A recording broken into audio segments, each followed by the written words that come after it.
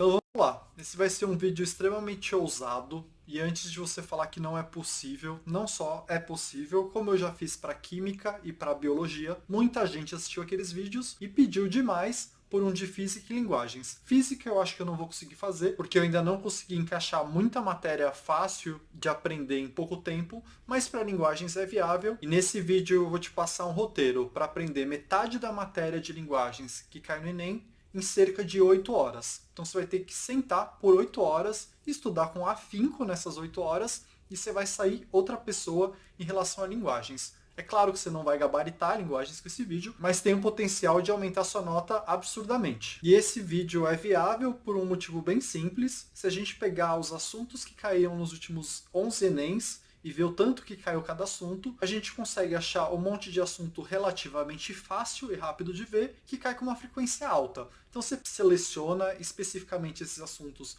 bem rápido de aprender, que cai bastante, você consegue fazer um roteiro desses. E aí nesse vídeo, meu objetivo é te orientar como estudar exatamente cada um desses assuntos, para que você consiga fazer bem rápido e estudar o que mais importa. E eu vou te passar ao todo 13 tarefas para que você consiga fazer isso. Então assiste esse vídeo com calma, tira print das telas que você achar mais importante e faz anotação durante o vídeo para você não se perder. Quando você terminar o roteiro que eu vou te falar nesse vídeo, a minha esperança é que você tenha preenchido o ranking mais ou menos dessa forma. E algo que tem que ficar muito claro para você agora é que a prova de linguagens é em grande parte uma prova de interpretação. 30% pelo menos das questões de linguagens não tem uma teoria por trás, a não ser puramente você conseguir interpretar o enunciado. E infelizmente você não fica bom em interpretação em apenas um dia, é um treino de meses, de até anos para você ficar bom em interpretação, mas tem como eu te ajudar um pouco nesse vídeo, porque os temas que caem nessas questões de interpretação se repetem muito. Então se você souber um pouco mais sobre esses temas, você já tem uma chance maior de acertar. E eu pretendo falar sobre esses temas mais pro final e te recomendar um monte de vídeo para você ver. Eu tô calculando que você vai precisar de cerca de 5 horas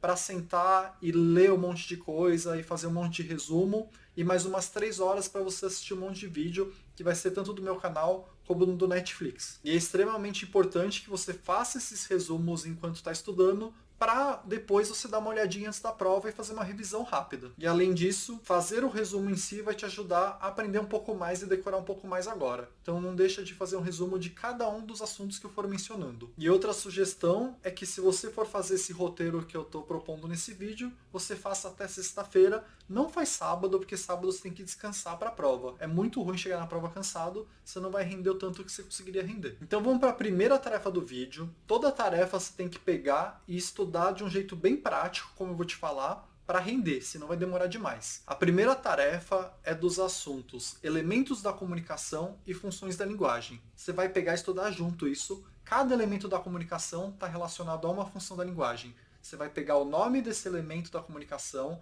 relacionar com o nome da função da linguagem e escrever do lado as características dessa função de linguagem para que você consiga identificar no Enem. Esse tipo de assunto cai no Enem assim, eles vão te dar um textinho e vão te perguntar qual que é a função de linguagem predominante nesse texto. Você vai ter que pegar essas características que você anotou e tentar achar nos textos na hora do Enem. Se no texto você encontrar características de funções diferentes, você vai contar qual função tem mais características naquele texto e considerar que é aquela função que predomina. Então sua tarefa 1 é muito simples. Cria uma lista, funções da linguagem do lado do elemento da comunicação respectivo e coloca características para identificar essa função da linguagem. A tarefa número 2 é você fazer também uma nova lista, só que agora de gêneros textuais e tipos textuais. Você vai fazer 2 listas diferentes, uma para cada assunto, você vai colocar em cada uma delas qual que é o gênero, do lado as características desse gênero, e depois vai dar uma olhadinha num exemplo qualquer desse gênero para você conseguir reconhecer na hora da prova. A mesma coisa você faz para os tipos textuais. Então, terminada a tarefa 2, você já vai ter 3 listas prontas. Uma de função de linguagem, que vai estar junto com a de elementos, uma de gêneros textuais e uma de tipos textuais. Então vamos para a terceira tarefa, é mais uma lista. Eu estou colocando no começo do roteiro todas as listas para você sentar e tentar fazer isso o mais rápido possível. Você vai, procura na internet e cria essas listas que eu estou te falando. Não deixa de fazer um documento para você poder ler depois, senão você não vai conseguir memorizar isso. E agora a tarefa é você criar uma lista só de recursos expressivos e figuras de linguagem. Figuras de linguagem é um tipo de recurso expressivo. Tem documento que vai separar umas coisas, tem documento que vai considerar a mesma coisa. Então pega o que você achar de recursos expressivos, pega o que você achar de figuras de linguagem, você vai criar uma lista com o nome do recurso ou da figura de linguagem, do lado uma definição bem breve e um exemplo bem breve. E nessa lista, a única coisa que eu gostaria que você parasse e estudasse um pouco mais é metáfora, que é o que cai a maioria das vezes. Então faz essa lista rapidamente e aí pega e lê o que é metáfora e vê uns exemplos de metáfora em mais de uma fonte para você gravar um pouco melhor e entender um pouco melhor esse assunto. Então vamos para a quarta tarefa, uma outra lista menorzinha, estratégias argumentativas. Coloca o nome da estratégia argumentativa e o que ela significa do lado. Algo que cai no Enem é eles darem um textinho e pedirem para você identificar qual foi a estratégia argumentativa usada naquele textinho.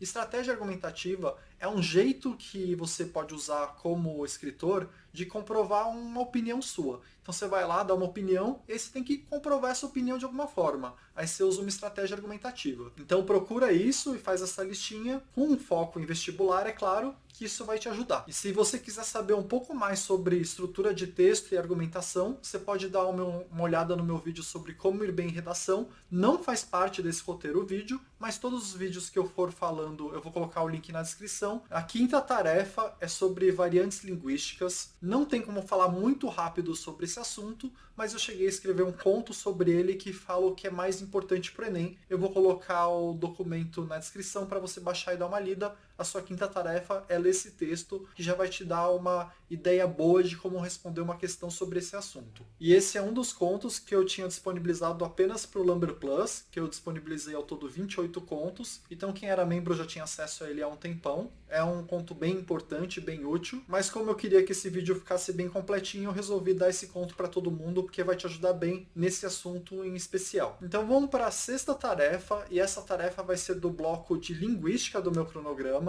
E eu queria que você estudasse para essa tarefa especial o que é linguagem, o que é linguística, dá uma lidinha sobre a formação do português do Brasil, a formação do português brasileiro, com um foco em vestibular, e também lê um pouquinho sobre funções sociais da linguagem, e não funções da linguagem que a gente já falou antes no vídeo. Então é uma tarefa para você pesquisar 4 assuntos e fazer um micro resuminho deles, só para você ter uma noção do que se trata. E agora vamos para a sétima tarefa do vídeo, relacionada a artes e expressão artística no Brasil. Esse assunto é importantíssimo, é o terceiro bloco que mais cai na prova do ranking de linguagens. Para essa tarefa, você vai ver o meu vídeo de artes, que eu ensino um monte de coisa relacionada a artes que não é ensinada nas escolas, mas que cai no Enem. E eu vou colocar o link na descrição para você achar tudo depois com calma. Só se concentra agora em anotar direitinho o que é o roteiro. E fora isso, eu quero que você estude a arte brasileira relacionada à Semana da Arte Moderna e ao modernismo, porque faz 100 anos que aconteceu a Semana da Arte Moderna, então tem uma razoável chance de cair no Enem. Então depois que você acabar esse vídeo, você dá uma olhadinha naquele vídeo e faz essa atividade extra dessa tarefa, que é estudar a arte relacionada ao modernismo e Semana da Arte Moderna. Então vamos para mais uma tarefa. E agora, na oitava tarefa, a gente vai entrar um pouco em literatura, que cai pouco no Enem, mas tem algumas coisas que são bem rápidas de ver e são mais importantes.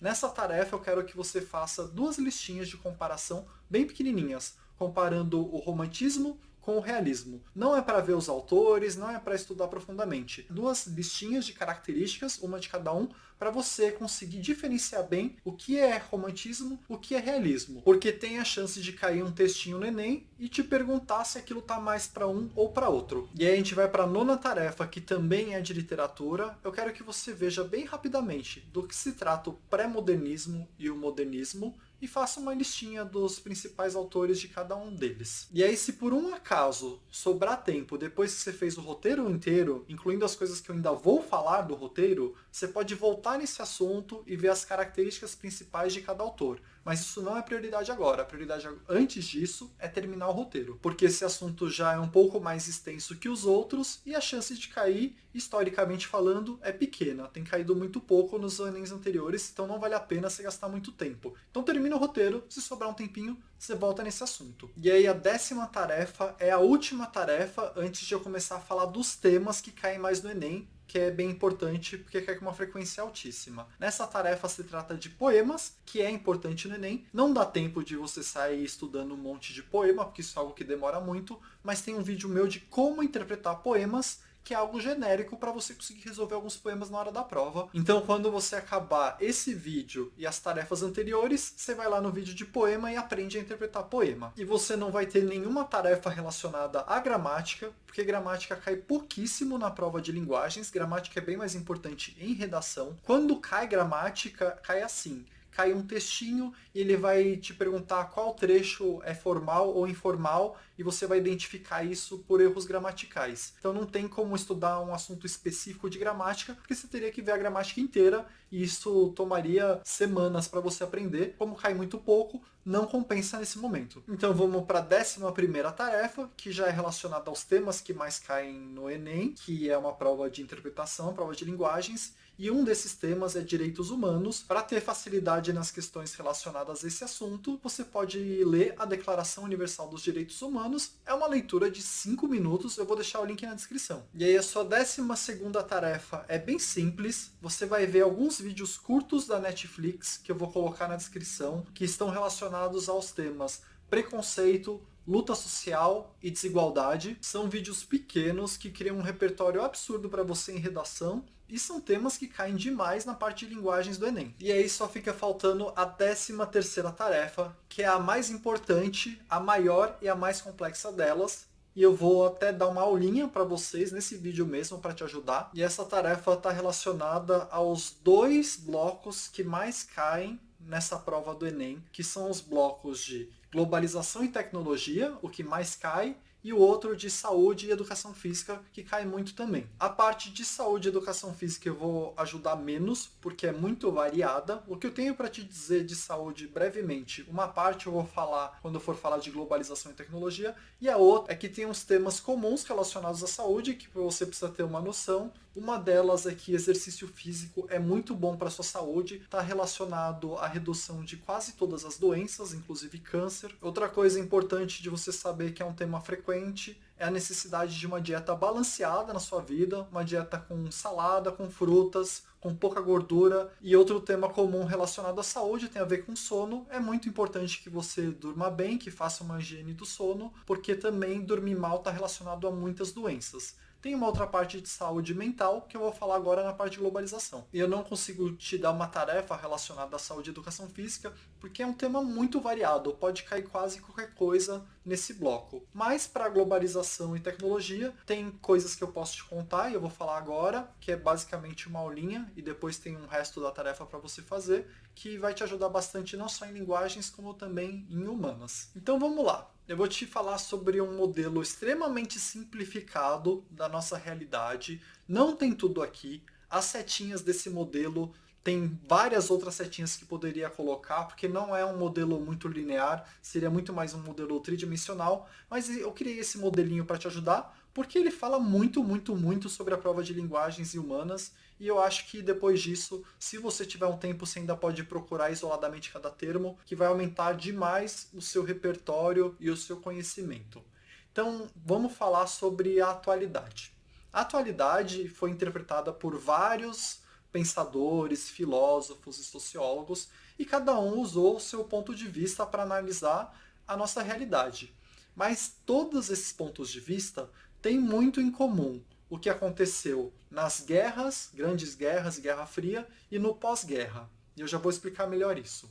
Então, quando a gente fala de pós-modernidade, hipermodernidade, modernidade líquida, sociedade do espetáculo, sociedade do cansaço, a gente está falando da nossa realidade analisada por pessoas diferentes, pensadores diferentes, mas que está falando basicamente da mesma coisa e da mesma realidade. E todas essas visões dizem muito a respeito das inovações tecnológicas que surgiram no decorrer das guerras e no pós-guerra, e aí a gente está falando de muita coisa mesmo, de GPS, de internet, a gente está falando de energia nuclear, a gente está falando em avanços na área de balística, de aeronaves. Então, todas essas tecnologias que vieram da guerra, pelo menos o início dessas tecnologias, elas criaram para o mundo um cenário de intensificação da globalização, que já existia, mas passou a ser muito maior por causa dessas tecnologias. a gente diz que essas tecnologias todas,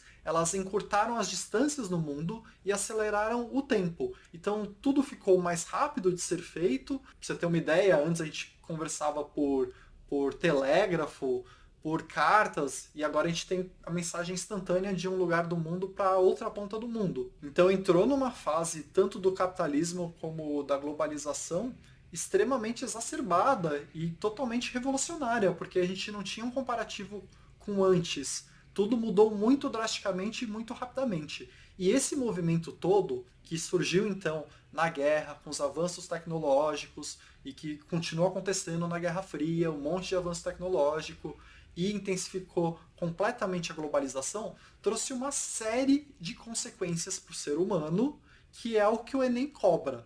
Então, você entender esse processo responde muitas questões do dia 1 do Enem. E aí a gente está falando, eu vou comentar aqui várias consequências, e de novo, elas têm várias interligações entre elas, eu não deixei ultra complexo aqui, porque ninguém compreende em toda a sua complexidade esse movimento, ele é muito recente.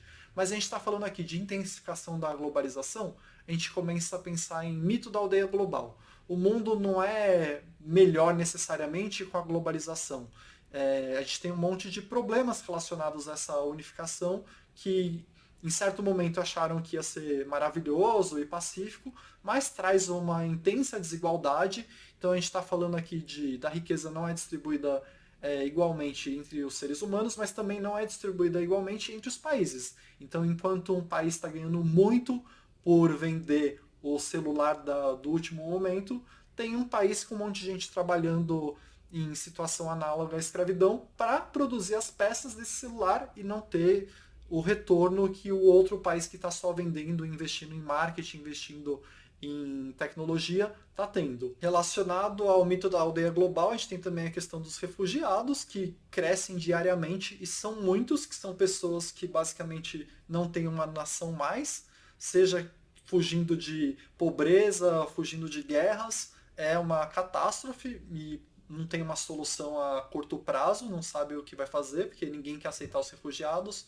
porque isso traz uma despesa imensa para os respectivos países. Com o avanço tecnológico também a gente tem um aumento da produtividade, mas até que ponto esse aumento de produtividade é benéfico? Por um lado, ele traz sim um retorno maior financeiro, por outro, ele tem, do ponto de vista individual, uma pressão maior por resultado, o que inevitavelmente acaba em transtorno mental do ponto de vista do indivíduo. Tem também a questão de produtividade relacionada ao mito do progresso, que é assim, até que ponto a gente está evoluindo como humanidade. Se por um lado aumentou a expectativa de vida, por outro a gente está mais saudável durante a nossa vida. Então tem essa pandemia de suicídio, tem também uma questão de a nossa vida tem maior qualidade de vida quando comparada com o passado. Tem ainda a questão de, com o avanço tecnológico, em algum momento surgiram as mídias sociais e tem um monte de problema social da mídia social. Então você tem a questão de padrão de beleza que é ainda mais difundido do que era já no passado e é um padrão de beleza inalcançável. E a gente começa a ter um monte de cirurgia para as pessoas tentarem alcançar esse padrão de beleza. Tem a questão da depressão de pessoas que mesmo assim não vão conseguir alcançar esse padrão de beleza. Então a gente começa a ter um termo usado, é a medicalização da vida. E tem ainda outros problemas relacionados a mídias sociais e ao excesso de informações que tem hoje em dia, que se por um lado é bom, porque você consegue se educar pela internet, você está, por exemplo, assistindo esse vídeo, está aprendendo coisas, tem a questão da pós-verdade, das fake news, tem a questão da formação de bolhas, porque as mídias sociais vão selecionar o seu perfil e te jogar com propagandas e pessoas que têm um perfil similar ao seu, então você fica excluído de todo o resto do mundo, porque você sempre vai receber coisas relacionadas ao que você gosta. Isso é ruim, porque cria um discurso de ódio, cria uma polarização cada vez maior. E todas essas coisas juntas, por um lado ou por outro, por uma setinha ou por outra, acaba, no final das contas, se transformando em transtorno mental, porque não tem como lidar com tudo isso. A proporção da população que tem que tomar algum tipo de remédio para transtorno mental é gigantesca e aumenta a cada dia. Então, assim, falta um monte de coisa, isso é um modelo muito simplificado, tem muito mais coisa que isso. Eu quis falar o mais brevemente porque se você tiver um tempo extra, se você acabou o roteiro e sobrar um tempinho a mais, Você pode pegar esse mapa que eu criei e começar a procurar os termos individualmente, que todos esses termos são termos de Enem. O Enem espera que você não seja alienado, tenha um pouco de consciência em relação ao que acontece no mundo e tenha capacidade crítica. Várias dessas caixinhas têm um lado positivo, não tem só lado negativo. Mas é interessante você conseguir criticar mesmo as coisas que têm um lado positivo. E aí, para terminar essa tarefa, que é gigantesca mesmo, eu vou deixar mais 2 vídeos na descrição. Um é falando sobre mídias sociais, que é do Netflix também, o dilema das redes, e um é falando sobre GPS, que conta um pouco da história para você entender como as guerras estão vinculadas ao avanço tecnológico. Vai estar na descrição para você ver ambos. O dilema das redes é um vídeo muito extenso e acho que você pode ver metade dele que já tá bom. Então tenta fazer as tarefas que são de criar lista bem rapidinho para tirar isso da frente. É o que eu falei, eu acho que em 5 horas você consegue fazer todo o estudo de leitura, e umas 3 horas você consegue ver todos esses vídeos que eu coloquei. Então são 13 tarefas que mudam completamente a sua nota. É quase tudo de linguagens, porque a outra parte é muito mais interpretação mesmo. A parte teórica tá nesse vídeo. E aí eu vou colocar na descrição também mais 2 vídeos que aumentam sua nota de linguagens, mas por outros caminhos. Já aí não é tão estudo. Um deles fala sobre comandos, de como interpretar um comando da prova para acertar mais questão. E o outro vídeo fala sobre como ler uma questão, a ordem que você faz a questão, para também aumentar sua nota. E claro que, como último recurso, ainda tem o vídeo de como chutar em linguagens e como chutar em humanas. E por hoje é isso. Obrigado!